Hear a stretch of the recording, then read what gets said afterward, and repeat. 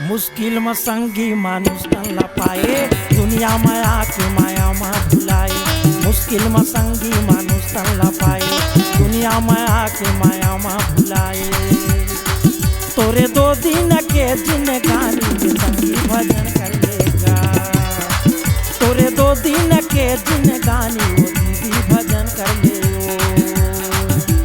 मुश्किल में संगी मानुष तन पाए, दुनिया में आके माया में भुलाए। मुश्किल में संगी मानुष तन पाए, दुनिया में आके माया में भुलाए। तोरे 2 दिन के जिंदगानी वो भैया भजन कर लेगा। तोरे 2 दिन के जिंदगानी वो दीदी भजन कर ले।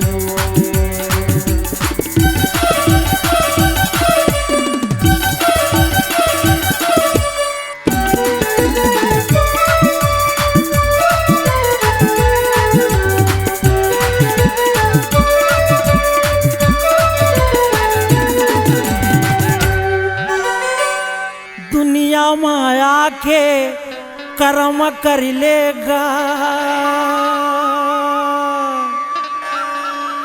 तहाँ हरि गुण गा के। ये भाई तय धर्म कर ले करे मोरे संगी। मुश्किल में संगी मानुष तन पाए, दुनिया में आके माया में भुलाए।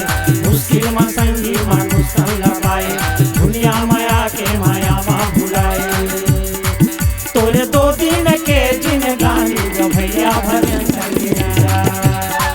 तोरे 2 दिन के जिंदगानी वो दीदी भजन कर ले।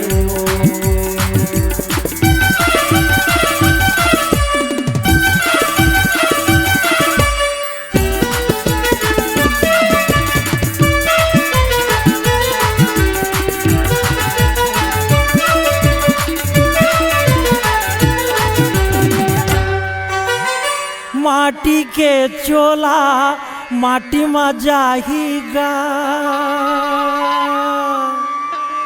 हरि नाम गाले भैया। ये संगी चोला तर जाही करे मोरे भाई।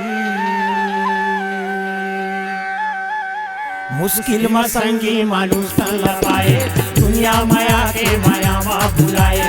मुश्किल में संगी मानुष तन पाए, दुनिया में आके माया में भुलाए। तोरे 2 दिन के जिंदगानी जो भैया भजन कर लेगा। तोरे 2 दिन के जिंदगानी वो दीदी भजन कर ले।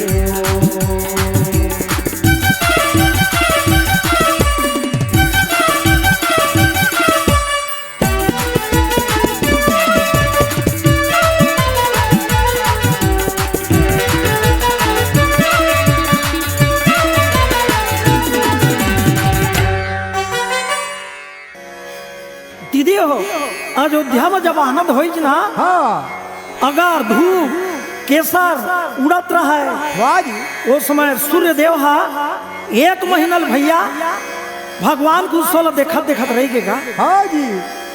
शंकर भगवान और काग भसुंडी आदमी के रूप लेके भगवान के दर्शन करे बाद यहाँ जन्म हो रहे उहे पहुंच गए। आदमी के भेद बनाए कर भेद ला कोई नहीं जान सकी।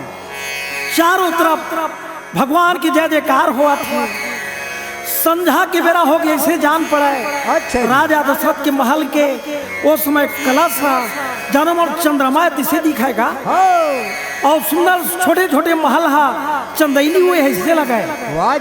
ऐसे राम के जन्म में भैया उस समय आनंद मंगल अयोध्यापुरी में हुआ थे। फिर नीचे में कहा हुआ तेल सुना दीदी।